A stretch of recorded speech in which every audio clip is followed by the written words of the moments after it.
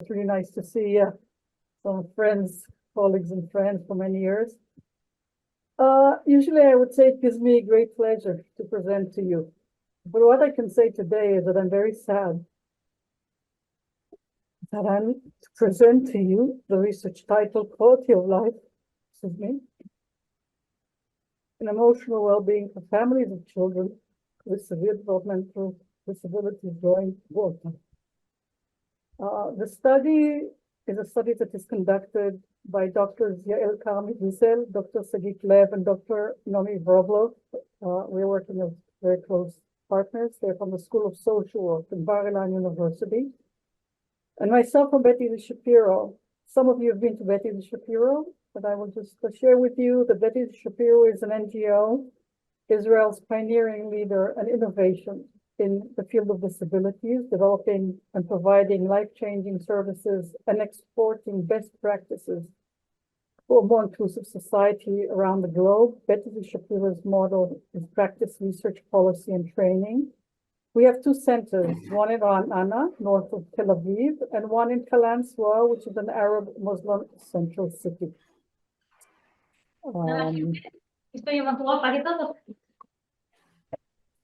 In a second, I'm trying to move the, sorry. So this is Beit Shapiro's slide. Although Israel is a focus of the international news and of social media, as well as other forms and platforms of expression, many have no idea where Israel is located on the globe, not to mention understanding the events and unfortunate conflict in the Middle East. So you can see this little arrow here, and this is Israel, and you can see where we are situated. Okay, so that Israel is compared to the other nations surrounding us, and its southern and northern border is where we have been attacked on the 7th of October. Yes. On the 7th of October, the state of Israel faced a brutal reality when it was invaded on its southern western border on Shabbos, at 6:30 a.m., which was also a Jewish high holiday. Many people were visiting family members from different areas of the country. So while more people were still in bed, the terror attack by thousands of Hamas Iran-supported terrorists massacred, tortured, burned, butchered 1,400 children, adults, and elderly. 253 people, children from babies, were abducted. Among them individuals with disabilities as well as people with chronic illness conditions, of which today 112 are back, traumatized and hopefully recovering from the torture, sexual assaults, and cruelty. 44 have been killed or murdered in captivity, and 134 are still in captivity. Of the murdered and captive are Jews, Muslims, Christians, and Buddhists. Hundreds of thousands of men and women were drafted to the army. Among them also are Arab soldiers, Muslims and Christians. Of course, some are parents or family members of children with disabilities. Okay. Somebody is talking. Israel has been attacked by more than 14,000 rockets and missiles from Gaza, which is still ongoing. Hezbollah, an Iran-supported terror organization, joined attacking Israel from the Lebanese border, which is ongoing as well. Over 200,000 Israeli residents were evacuated and displaced from their homes. That too includes Arabs and Jews and Christians. Personally, I live in Tel Aviv, and we had tens of missiles explode in our city. People with disabilities, like all population, and more so, are very negatively affected by this reality. I dedicate my presentation to all children and people with disabilities who are murdered, killed, injured, traumatized on all sides of the borders, Israel, Gaza, and Lebanon. In particular, I dedicate to the 70-year-old Ruth Pérez with severe IDD who loved music and dancing. And her father, Eric, took her to a nature party, and dancing. And two,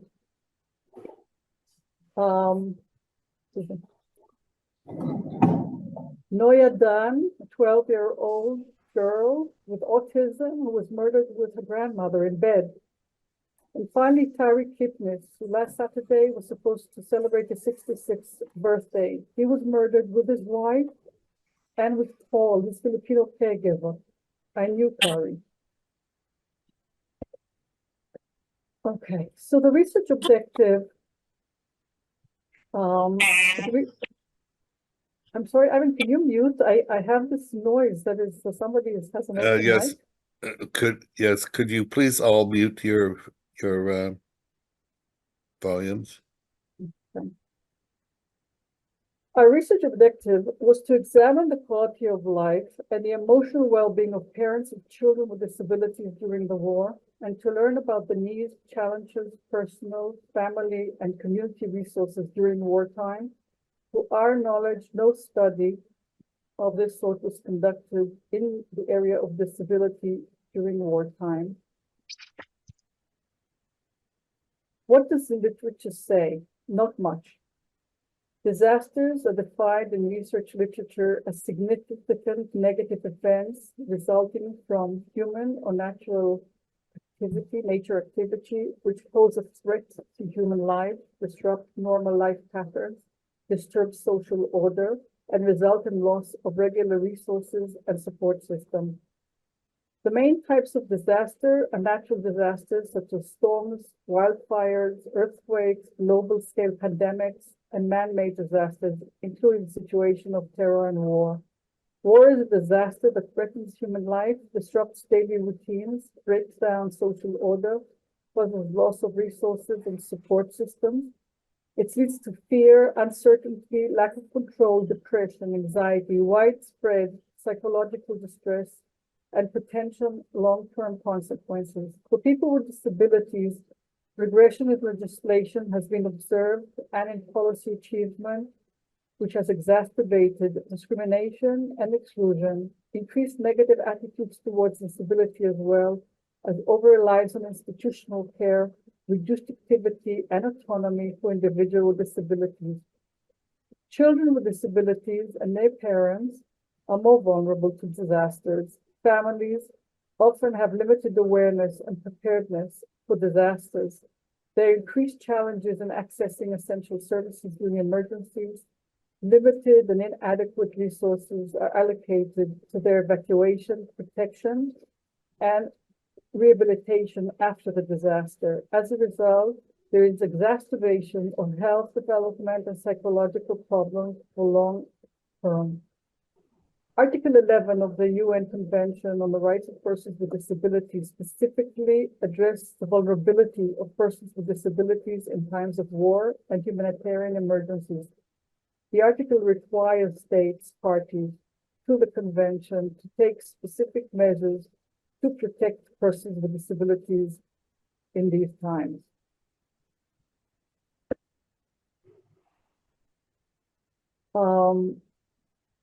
Okay, so the research utilized mixed methods to comprehensively examine the impact of war and terrorism on the emotional well-being of caregivers, parents in this case, and the quality of life of the families with children.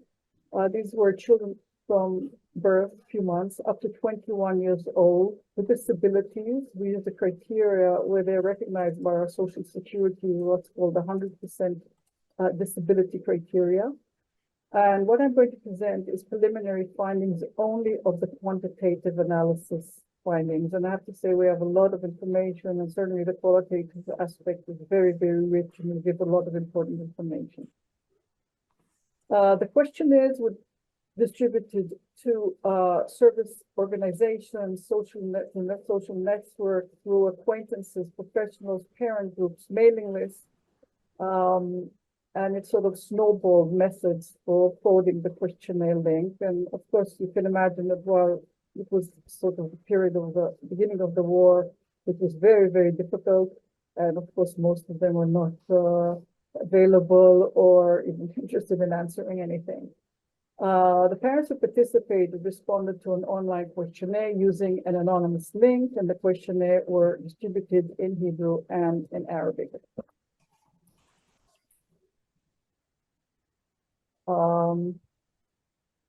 Okay, I think one second, it's a quick one. Oops.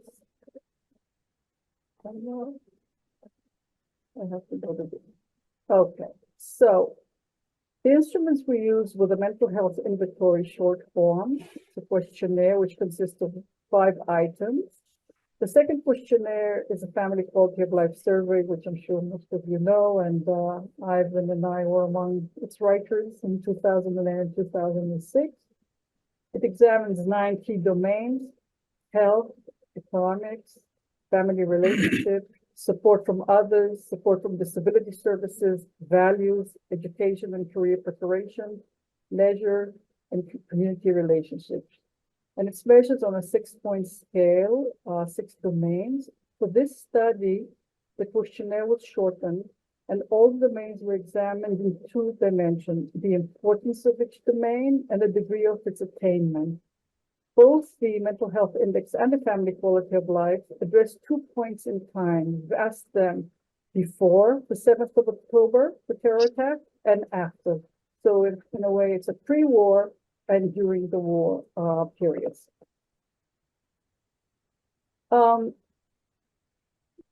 Okay, so the characteristics, you can see that we had 408 parents answer the questionnaires. Characteristics were, oops, I just have to move this. Children were mostly boys. Average age was 9 from all age ranges from age 1 to 21. Most children are diagnosed with the autistic spectrum disorder, 58%. Characteristics of the parents are mostly mothers, mostly secular, Jewish. 10% were Arabs. It's important for me to say that there was no significant difference between the Arab and the Jewish responses in the groups. They were mostly married with academic education and average income and above. Half of the families lived in the Central District of Israel. Others were in other districts, with 11% of them were in the southern city, which was evacuated. And great effort was placed to try and get diverse families, not from the center of Israel. And it was, as I said before, very, very difficult. Okay, so of course now my mouse decided that it's not going to cooperate. One second, I'm sorry. There always has to be some technical. Okay. I'm going to use my gymnastics.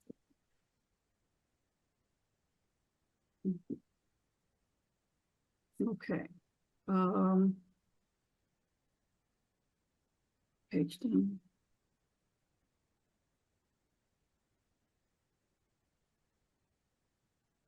Okay, so in terms of the findings, 1 second, it's up here. So you can see the mental health index, and we can see that the mental health questionnaire, that between the pre-war and the war period, the average of reduced in 28.4% the mental health that the parents reported between the beginning of the war and while it's still going on. What was interesting is that we compared to see whether there was a difference in the mental health of the parents, whether between the age groups of the kids, the amount of support the child needed, or the severity of the disability. There was no difference. So all of them, the decrease was very, very significant. Okay, in terms of family quality of life, so it is best defined, which I think is really by Zuna, Brown and Brown, which corresponds very well, of course, with the family quality of life survey. For the most part, families consider their lives to be happy and fulfilling in all members, healthy, have a safe place to live, have a stable income, enjoy their lives together, have opportunities to learn and improve, benefit from their community of supports and resources, and experience fulfilling social relationships with others. So findings in terms of, oh, I'm sorry. So this is the measure for those, I assume most of you know it. These are the 9 domains, as I shared before, and these are the 6 dimensions, and we chose importance, as we said, attainment, where attainment for us was the quality of life, actually a measure. So,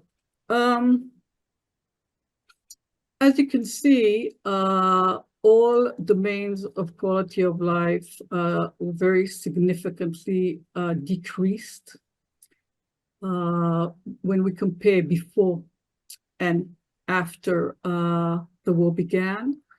What is interesting, the most prominent domains which declined were the leisure and the education, work, career. These were actually the 2 who decreased most drastically from all the other domains, but as I said, all of them decreased very significantly.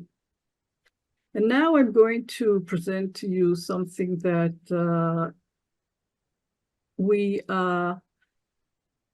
develop, if we'll say, this a form of a variable, which will certainly have to be examined. And actually, Ivan and the rest who are in the business of this measure, I would really be interested to discuss.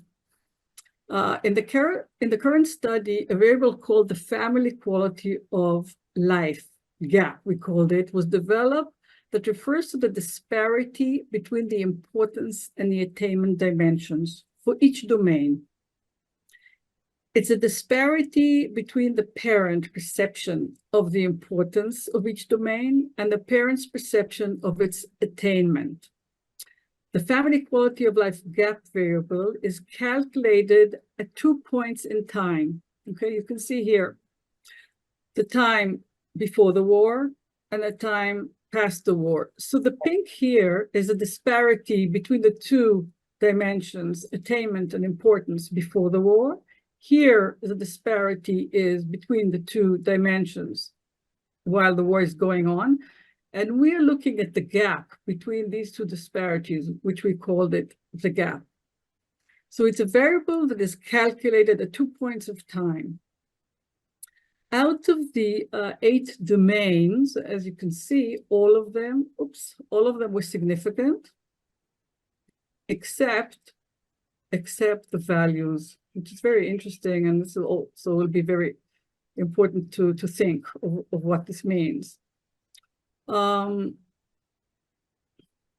I'm dancing here because, and the highest gap is in 3 domains: the leisure domain, the education, work, career domain, and here also came the disability supports from services domain. The gap may indicate areas that require urgent attention in order to improve family quality of life. So I will soon to conclude the major findings. You see a significant decline in emotional well-being of parents of children with disabilities, close to 30% on average since the outbreak of the war. Parents report a decline in all quality of life domains, especially leisure, work, career, and support from services, and a significant increase in personal disparity, which relates to the gap between the importance of each domain and its attainment, was present in all domains except for values. You were here, oops, sorry. I'm going up, sorry, wrong direction. So at this point, our recommendations are that there's a need to have readily available emergency plans, dedicated intervention and support programs for families during wartime in cooperation with various professional bodies, raising awareness of the unique needs of families of children with disabilities among decision makers and professionals in terms during the wartime, and allocating dedicated resources to support these families There is a need for further research to better understand the long-term effects of the war on children with disabilities and their families, and the feasibility of checking the feasibility of using personal disparity index as an effective tool for identifying and responding to families in need. Finally, what I would say is that Benjamin Franklin in 1783 said that there's never a good war or a bad peace. And I remember saying it's really unfortunate that it's more than 200 years since he said it, and our leaders have not been able to internalize it. Thank you very much. Okay, thank you, Dana. That was really interesting. I'm particularly interested in your analysis of the gap there, because when you have high importance, things are very important to you, but low attainment, that signified an area of need and an area where we need to give some attention. And when you find that gap already increasing so much during wartime, it's particularly concerning, of course. Would you like to, would you be able to stop sharing now? That's exactly. Yeah. I am. 1 second. I think this would be on view options. Yeah, no, I know. I just have to, since Yeah, I know. in a second. Here I'm stopping. Here I am. Okay. No, because of this mouse. Anyway. Okay, great. We have time for a couple of questions. If anyone would like to do that, I'll try to get everybody on. I'm on gallery view, so if you would like to pose a question for Dana or make a comment, you could use a hand up or put it in chat. While we're waiting, Dana, I wonder if you could tell us when you carried out the study, the second part of that during the war. Yeah, that's a good question, really. It began, the terror attack was on 7th of October, and I have to say several days afterwards, the four of us began talking, really feeling that we also must do something. And it's important for us also to say that we are part of it. In other words, we've also experienced a lot of difficulties, pain, and so on. So we actually started writing the proposal several days after it began, and there was really it's an Olympic. I think we should get a medal for this, because the ethics committee of the university approved it also quite quickly. So we did a pilot. What's important for you to say in terms of the instruments and so forth, we spoke to parents and we developed, the measures. We also wanted to assure that they are reliable and so forth. So we had not a focus groups, but we interviewed parents and we did pilots. And we actually started collecting data on the 5th of November. So it was just about a month after this began. And the data was collected for about 6 weeks, till a little over, till about the 20th of December, which is a very different time than now in many ways. But yeah, so it was really very fresh, if I would say. And if I can relate, for example, to Ukraine, which I've been in touch also with people there and their reports and so, but there's really no study of this sort. And we didn't find anything about really studying families. There's stuff about people with disabilities and so forth, but this is really, and we will follow this up. Of course, we have more information, more data to analyze, but also we would like to see how this is really going, if I'm sure it's going to have what effects systematically and so forth. Yeah, we have a question in chat which says, are the full results of your research available digitally or published anywhere yet? Soon they're going to be published next month in an Israeli journal, but we're working on it. And anybody who's interested, certainly be in touch. And we hope that it will be published soon.